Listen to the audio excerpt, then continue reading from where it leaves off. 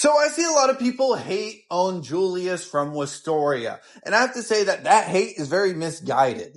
Even though Julius is very prideful and pretty much puts down other people, he does have a caring bone in his body, and there's a lot of things that Julius does to pretty much help Will in the future. This is going to contain manga spoilers, so if you don't want to get spoiled, go ahead and kick rocks.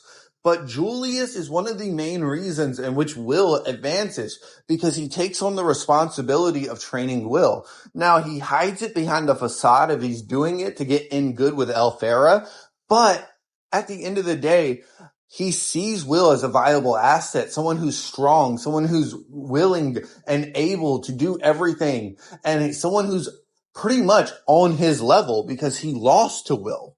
Julius doesn't just acknowledge Will for his strength, but Julius acknowledges Will for the fact that he is someone who's going to be able to take over the world, someone who's going to change the concept of battle, someone who's going to change the concept of what it means to be a wand, what it means to be a sword, because Will is both.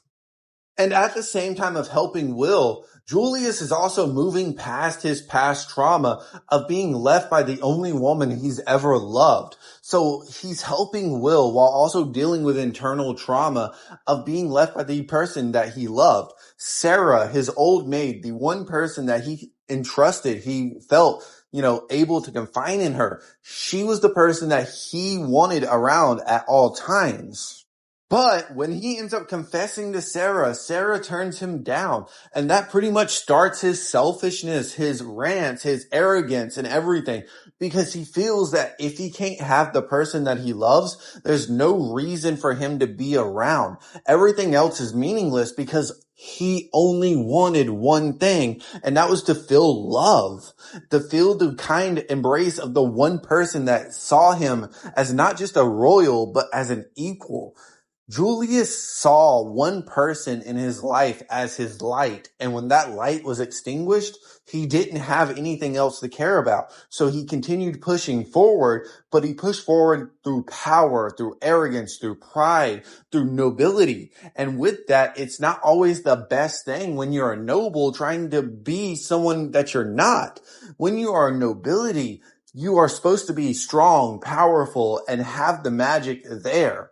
But Julius came out as a kind kid. Julius was a kind kid at heart at all times.